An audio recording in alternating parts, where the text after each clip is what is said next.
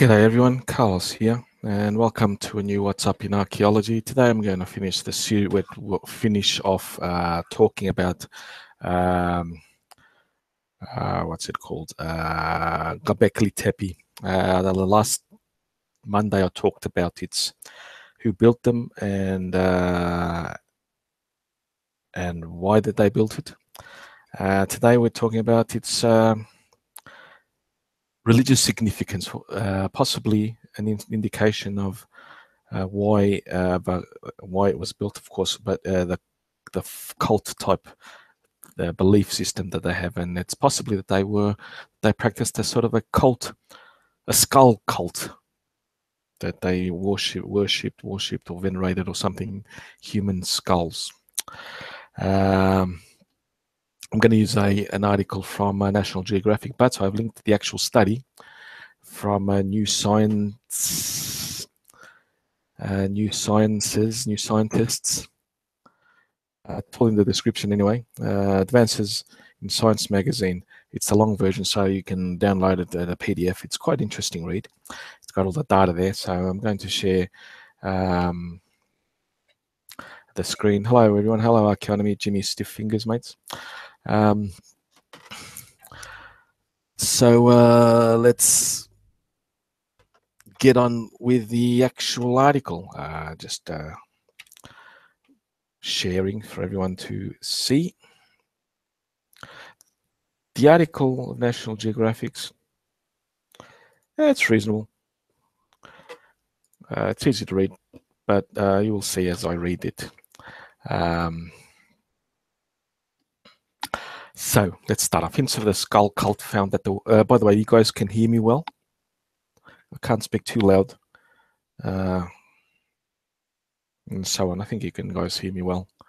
The actual voice meter on here on the Hangouts is working okay. So there is just to see. Anyway, let's get hints of a skull cult found at the world's oldest temple. The carved human skull fragments from the Stone Age. Well, it's a Neolithic age actually. The archaeological site hint at a surprisingly complex culture. Yes, we have a nice picture of the part of one of the temples complexes of Gobekli Tepe. You can see at night, it's fucking nice by the way. You can see that the stelae, these tall rectangular blocks, and arranged in a circular type motion with backfill, etc. Internal, each concentric circles or circle behind a circle, leading outwards or inwards, depending how they built it. We don't know. So this article's by Sheena Montanari. Shana, yeah, that's how you'd say it. So it says around 10,000 years ago, yeah, not bad. The already striking presence of Gobekli Tepe in southeastern Turkey could have been more impressive. Here we go. Human skulls might have dangled from what is the oldest temple. No. Hello, Talkometers. And first, layouts, mates.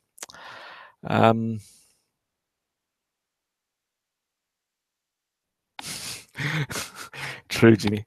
Anyway, this is false. This author's making shit up.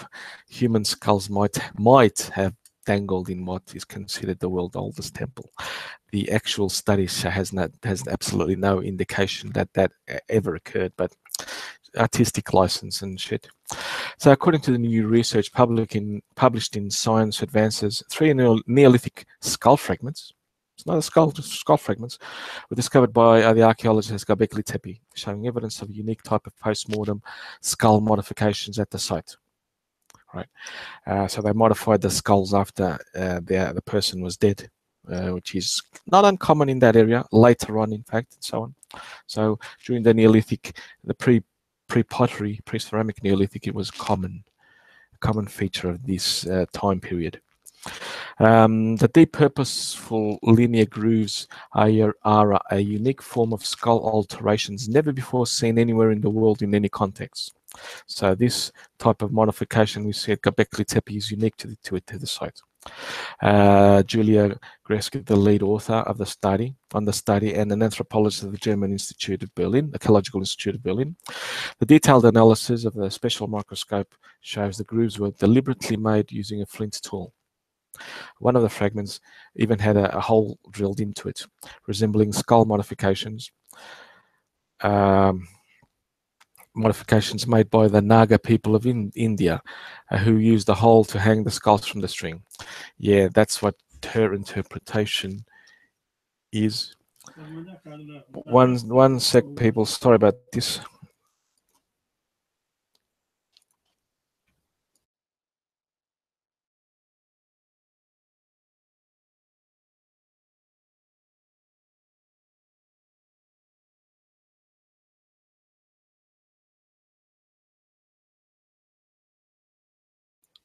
Sorry for interruption. My dad had to ask me a question. So yeah, let's get back to the article again. I apologize.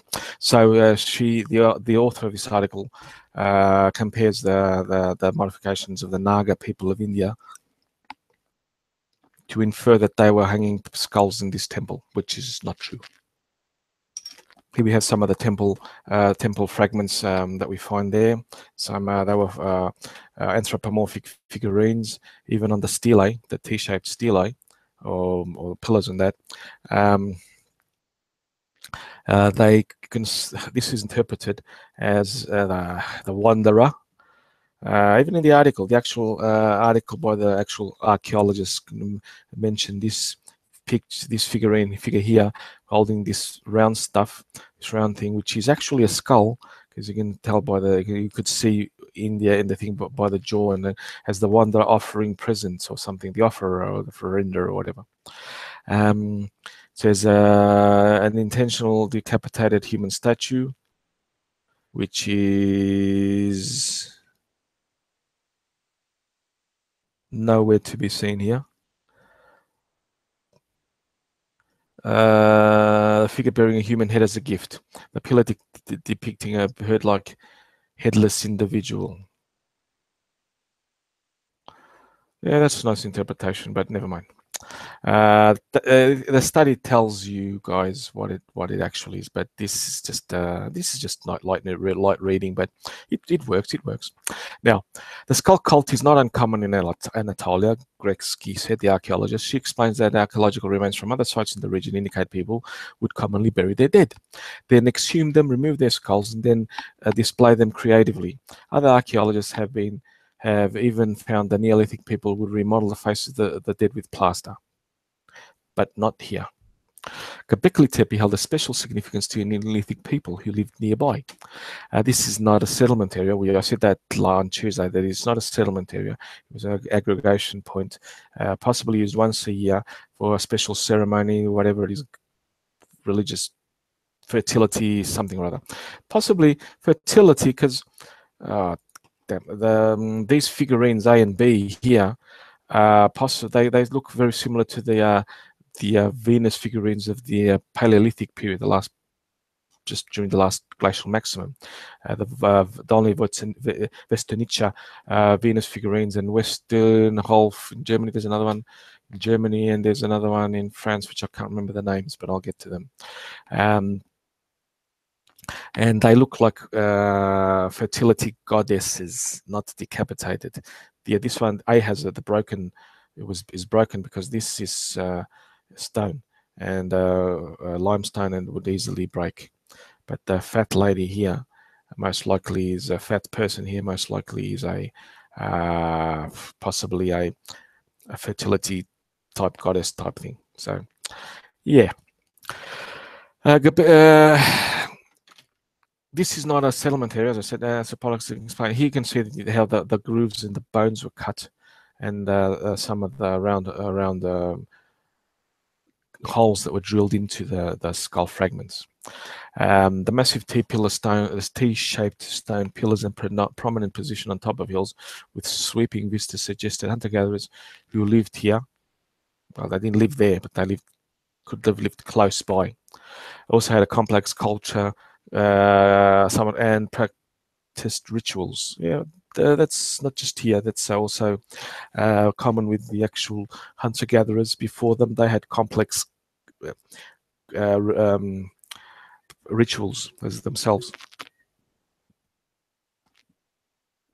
In fact, even the Neanderthals had complex rituals, but I'll talk about them in another episode on a Tuesday, by the way. I'm sorry. There's a range of skull modifications behaviors, from veneration of ancestors to violation of enemies. Valesco explains, and this distinction can only be investigated at Gobekli Tepe. Further discoveries are made, so we don't know if they were veneration of ancestors or the desecration of enemies. Here's some another bone fragment and where it's located on the actual skull, the drawing, and the size of it to scale. This skull fragment shows a deep incision made with a flint tool around 10,000 years ago. Right, beside the cut marks and drill holes evidence, Gursky says other clues to the site show this culture placed a special significance on skulls. We find depictions like the headless person on a pillar, a human head made of stone. The site iconography fits with special emphasis on the skull.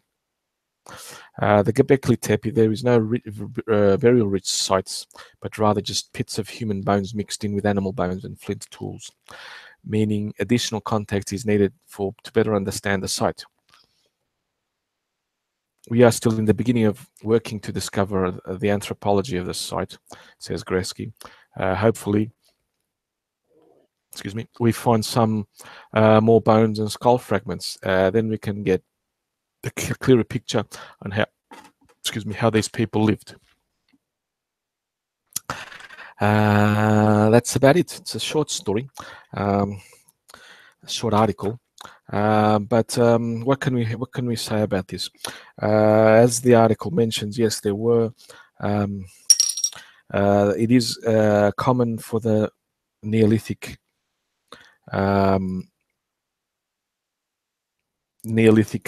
period, the pre-ceramic Neolithic or pre-pottery Neolithic period, that they did practice some form of skull veneration.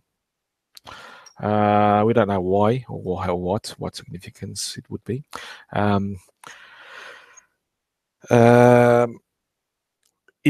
It is also continued onto the future times until the end of the pre-pottery, until the pottery Neolithic period, about 6,000 years ago.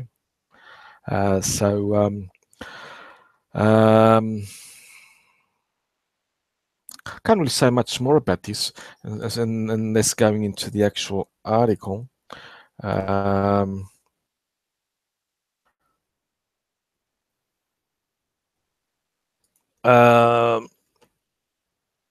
doesn't say much. I suggest you guys have a look at it because it's quite interesting in itself. Yeah.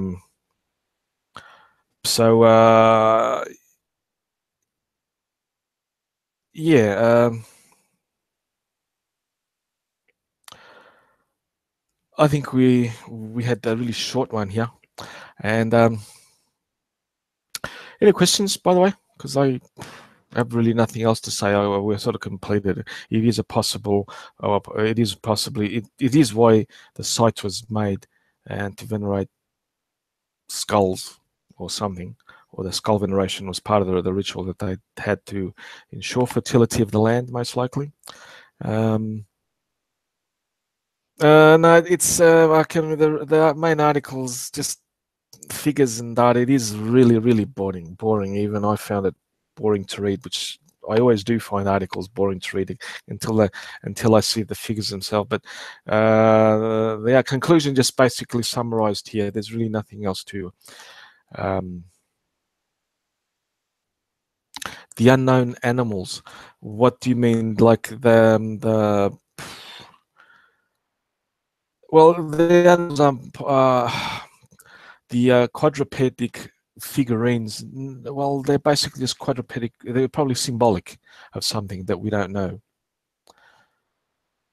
What's up with us people and skulls. Well, that's what we do, Jimmy Stiff Fingers. We are archaeologists. We have to study skulls because after Homo erectus, some of the main differences that we see in the human line is the skulls.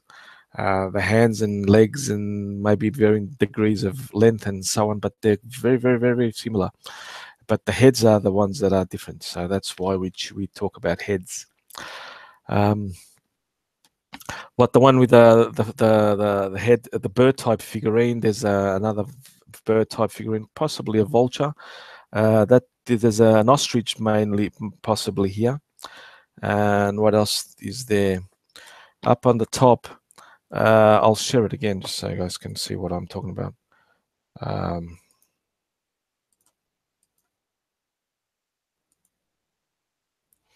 I'll try and see if I can. Here we go. Oh, I can't. Here there's some quadruped of some sort. Here it looks like an ostrich, and here another bird type figurine. We see here it's a vulture because you can see the curved beak holding the head. And here is possibly another ostrich type thing. Scorpion, another bird, quadrupedic animal here. Possibly I don't know, I can't see it very well. But they didn't really show many of the domesticated animals on this, at least on this pillar. I haven't seen the others, so some geometric formations and so on. So so basically that.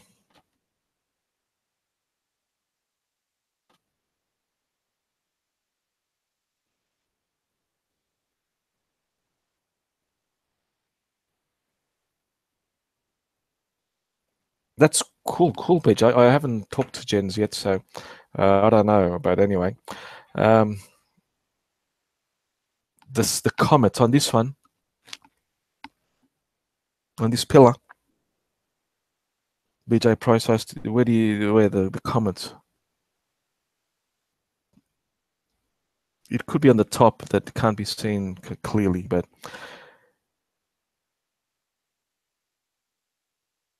I always laugh, man. Table kun.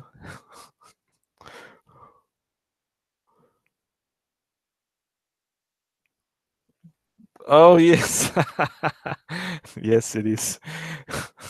Okay, guys, I'm gonna wrap this up. As I said, it's a short. Was a short one. These during the week programs that I do, show streams that I do are short. Yes, I have seen the Joe Rogan podcast on this. I know that what's his name? I can't remember the actual scientist he brought on, but the other two idiots that he brought on about the other two idiots that he brought on is just creationist conspiracy theories, so I didn't take them any notice. But anyway, guys, thank you for turning up, and tomorrow we'll see if I do one tomorrow. If not, it'll be on Friday. We'll see how things turn out. So on and oops, and good night to all.